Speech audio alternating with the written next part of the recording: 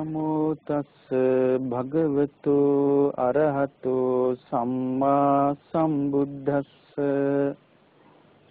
සදාවත් පින්වතුනි, දැන් ඔබ ටිකෙන් ටික ජීවිතයට වමනා කරන මූලික දේවල් ටිකෙන් ටික ඔබ ලබා ගන්නවා. ඒ තමයි සිහිය දියුණු කරන ආකාරය, වීරිය දියුණු කරන ආකාරය, නුවණ දියුණු කරන ආකාරය දැන් ඔබේ ජීවිතයට ලබා ගන්නවා. මේ ලබා ගන්නේ ඔබ බුදුරජාණන් වහන්සේගේ ධර්මයේ තුලින්. එහෙමනම් දැන් මා ඔබට කියා දෙන්නේ මා සොයාගත්තු දෙයක් නෙවෙයි, බුදුරජාණන් වහන්සේ සොයාගත්තු දෙයක්. ඒකෝර දැන් මම බුදුරජාණන් වහන්සේගේ ශ්‍රාවකෙක් හැටියට ඉඳගෙනයි ඔබට කියා දෙන්නේ. එහෙමනම් මේ ධර්මයේ ගෞරවය සම්පූර්ණයෙන්ම හිමිවන්නේ බුදුරජාණන් වහන්සේටයි. දැන් ජීවිතය අවබෝධ කරගන්න අපි පාවිච්චි කරන්නේ වචන. දවසක් උත්තර කියන රහතන් වහන්සේගෙන් කෙනෙක් ඇවිදිනව ඔබ වහන්සේ මේ ලස්සනට ධර්මයේ දේශනා කරනවා. මේ ධර්මය ඔබ වහන්සේ තුල ඇති වෙච්ච ඒවද? එහෙම නැත්නම් ඔබ වහන්සේ කාගෙන්වත් අහලාද මේ කියන්නේ කියලා. ඉතින් උත්තර කියන රහතන් වහන්සේ ප්‍රකාශ කළා, පින්වත, මේ ලෝකේ සුභාසිත වූ යමක් ඇද්ද? ඒ සියල්ලම භාග්‍යවත් බුදුරජාණන් වහන්සේගේ වචන. අප කරන්නේ ඒවා උපුටා දක්වලා කතාබස් කරන එකයි. ඉතින් බුදුරජාණන් වහන්සේගේ ධර්මය අවබෝධ කරගන්න උපමාවක් කිව්වා. මේ තියෙනවා දහන්නේ ගොඩක්. මේ දහන්නේ ගොඩින් පුළුවන් ඕන කෙනෙකුට දහන්නේ ඕන ප්‍රමාණයකට අරන් යන්න. ඉතින් එක එක්කෙනා තම තමන්ගේ ගෙනියන භාජන වල ප්‍රමාණයට ඒ දහන්නේ අරගෙන යනවා. ඒ වගේ තමයි එක එක්කෙනාගේ දක්ෂතාවය මත, හැකියාව මත තම තමන් බුදුරජාණන් වහන්සේගේ ධර්මය ඉගෙන ගන්නවා. ඉතින් ඒ වගේ තමයි මේ වෙලාවේදී දැන් මේ ඉගෙන ගනිද්දී ධර්මයේ ඔබේ දක්ෂතාවය මත, ඔබේ හැකියාව මත තමයි ඔබ මේ ධර්මයේ අල්ලගන්නේ. ඊළඟට මේ ධර්මයේ අද අපි ඔබට උගන්වන්නේ සමහර විට ඔබ අකමැති එකක්. මේකට කියන්නේ අසුභ භාවනාව කියලා. ඔබ අකමැති වුණාට කරන්න දෙයක් නැහැ. ඔබ මේ ගැන පොඩ්ඩක් හිතුවොත් ඔබට ලොකු දියුණුවක් ලබා ගන්න පුළුවන්. අසුභ භාවනා කරන්න ඉස්සර වෙලා අසුභ භාවනා ගැන තියෙන ආකල්ප ටිකක් තියෙනවා මේ රටේ. ඒව තමයි මේ අසුභ භාවනාව කළ යුතු නෑ, ගිහි අය කළ යුතු නෑ, ගිහි අය ඒ විදිහට කල්පනා කළ යුතු නෑ, අසුභ භාවනා ගිහි අයට අදාළ නෑ, ඒකෙන් ගිහි ජීවිතේ කඩාකප්පල් වෙනවා කියලා කියනවා. මේක සත්‍යයක් නම් ඔබ චුට්ටක් හිතලා බලන්න. වෛද්‍යවරු, හෙදෙහිදියන් කොයිතරම් මේ රෝගීන් අතපත ගන්නවද? කොයිතරම් අසුබ දර්ශන දකින්න ලැබෙනවද? ඊළඟට කොයිතරම් මිනිසුන්ගේ අතපය කපලා ජීවමාන මිනිසුන්ගේ කොයිතරම් අසුබ කොටස් දකින්නවද? ඊළඟ මිනි කපන මිනිසුන් කොච්චර මේව දකින්නවද? එහෙමනම් ඒ සියලු දෙනාගේ ජීවිත කඩාකප්පල් වේ යුතුයි. එහෙමනම් මේ සියලු දෙනාගේ ජීවිත අසාර්ථක විය යුතුයි. ඒක නෙමෙයි හේතුව.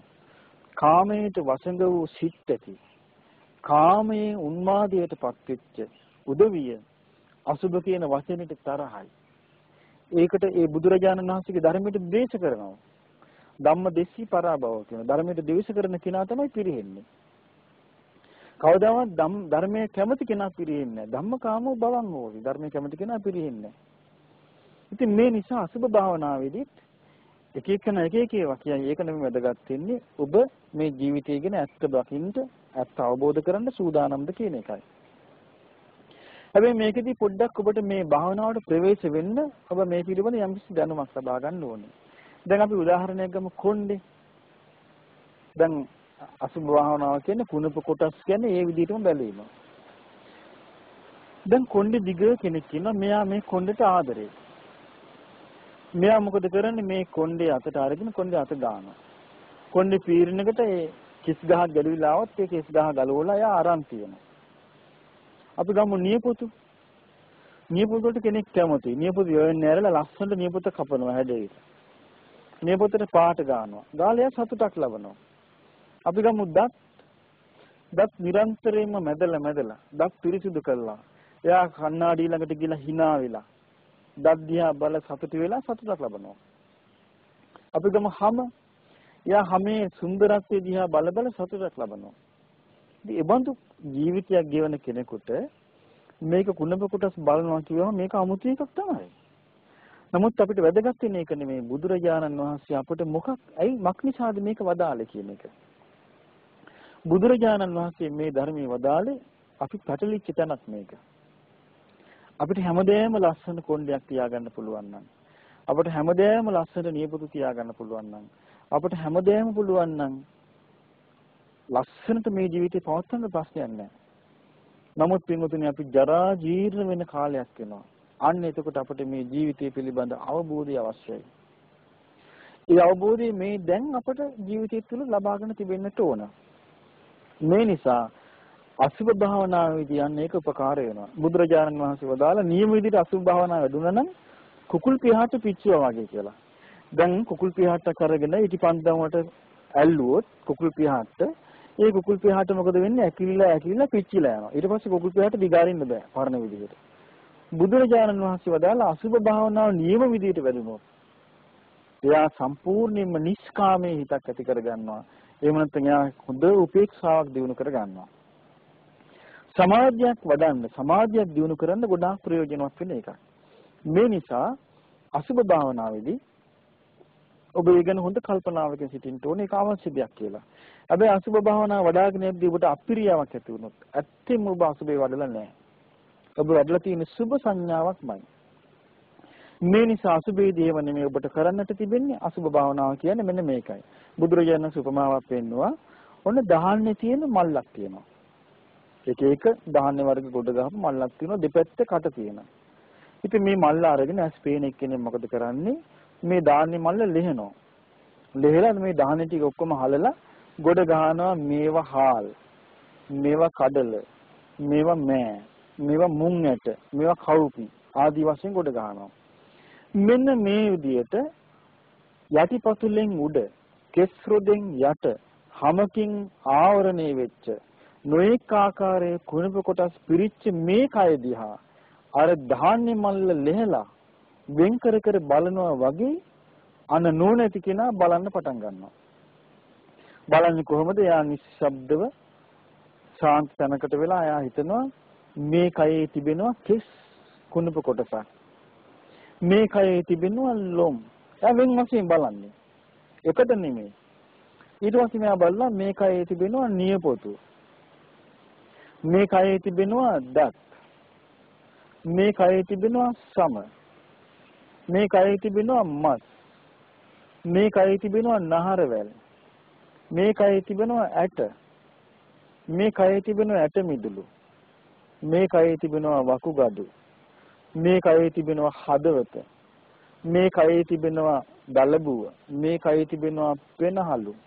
මේ කයේ තිබෙනවා අක්මාව. මේ කයේ තිබෙනවා කුඩා බඩවැල. මේ කයේ තිබෙනවා මහ බඩවැල. මේ කයේ තිබෙනවා අසුචි. ඔන්න ඔය විදිහට තමන්ගේ ශරීරේ කොටස් බලනවා. ඒ වගේම තවත් බලනවා කොටස්. ඒ තමයි මේ කයේ තිබෙනවා පිට. ඒ වගේම මේ ශරීරයේ තිබෙනවා සෙම. මේ ශරීරයේ හට ගන්නවා හැරව. මේ ශරීරයේ තියෙනවා ලේ. මේ ශරීරයේ තියෙනවා දහඩිය. මේ ශරීරයේ ඇති වෙනවා මේ දහඩියත් එක්කම ගලන ගතියක් තියෙනවා, තෙල් ගතියක්. ඒකට කියන්නේ තෙල් මන්ද. මේ කයේ තිබෙනවා කඳුළු. මේ කයේ තිබෙනවා බුරුණු තෙල්. ඒ වගේම මේ කයේ තිබෙනවා කෙල. ඒ වගේම මේ කයේ තිබෙනවා සොටු. ඒ වගේම මේ කයේ තිබෙනවා සඳ මිදුළු. මේ කයේ තිබෙනවා මූත්‍රා. මේවා සම්පූර්ණයෙන්ම වෙන් කර කර බලනවා. බලන්න මොන විදිහටද? අර දෙපැත්තේ කට තියෙන දහන්නේ මල්ලක් ලෙහෙලා බලනවා වගේ. දැන් ඔබට තේරුම් ගන්න පුළුවන් මේකෙන් බුදුරජාණන් වහන්සේ නිකලස් භාවයට පත්ුනේ කොයි විදිහට ජීවිතය දිහා බලලාද කියලා. අන්න එහෙමනම් ඔබටත් ඔබේ ජීවිතයේ නිදහස් මනසක් ඇති බව අත්දකින්න නම් ජීවිතේ බලන විදිය තමයි ඒක. මොකද ජීවිතයේ සුන්දරත්වයට පත් වෙන්නේ බැඳීමකින් නෙමෙයි. බැඳීම් වලින් නිදහස් වීමෙන්මයි ජීවිතයේ සුන්දරත්වයට පත් වෙන්නේ. එහෙමනම් ජීවිතයේ සුන්දරත්වයට පත් වෙන්න උපකාර වෙන ධර්මයක් තමයි මේ කුණප කොටස් බලන එක. ඉතින් මේ විදිහට කුණප කොටස් බැලීමේදී ඔබ තනිකර මනසින් මවාගෙන මේක කරන්නේ. මනසින් මවාගත්තා කියලා ඔබේ ජීවිතේ කඩාකප්පල් වෙන්නේ නැහැ. මොකද ඔබ එහෙමනම් ඔබේ ජීවිතේ ඔබ වැසිකිලි ගියපු වෙලාවට, ඔබ කැසිකිලි ගියපු වෙලාවට, ඔබ මල පහ කරපු වෙලාවට, ඔබේ දුගන්තර ඔබේ ජීවිතේ ඔබට කඩාකප්පල් වෙන්න ඕනේ. ඔබේ ජීවිතේම කඩාකප්පල් වෙන්නේ නැහැ. හැම දෙයකම තියෙන ස්වාභාවික දේ මේ ශරීරය තුල තිබෙනවා කියලා ඔබ අවබෝධ කරගන්නවා. ඔබ දැක ගන්නවා. ඔබ තේරුම් ගන්නවා. ඒ නිසා මේක ඔබ මනාකොට තේරුම් ගන්නට ඕන. ඒ නිසා අසුභ භාවනාව ටික ටික ඔබේ ජීවිතයට පුරුදු පුහුණු කරගන්න. පුරුදු පුහුණු කරලා සාමාන්‍ය භාවනාව වැඩින්න නැති කෙනෙකුට වුණත් අසුභ භාවනාව කිරීම තුළ ආනාපාන සතිය කරන්න සුදුසුකම් ලැබෙනවා. ආනාපාන සතිය සියලු දිනාටම කරන්න කියලා බුදුරජාන් වහන්සේ දේශනා කළා නෑ. සමහර අය ඉන්නවා හොඳට ස්වාභාවිකවම 100 පිහිටන අය. අන්න ඒකන ආනාපාන සතිය කරන්නට ඕනේ. එහෙම නැත්නම් ඒකට ප්‍රවේශ වෙන්න ඉස්සෙල්ලා වුණත් අසුභ භාවනාව බොහොම හොඳයි. අඩු ගානේ විනාඩි 20ක් 30ක් කෙනෙකුට කරන්න පුළුවන් නම් එයාට ජීවිතේ ලොකු දියුණුවක් ලබා ගන්නට පුළුවන්. ඒ නිසා මේ අසුභ භාවනාව දියුණු කරගෙන ඔබට ජීවිත අවබෝධය ඇති කරගන්නට තුනුරුවන්ගේ ආශිර්වාදය ලැබේවා.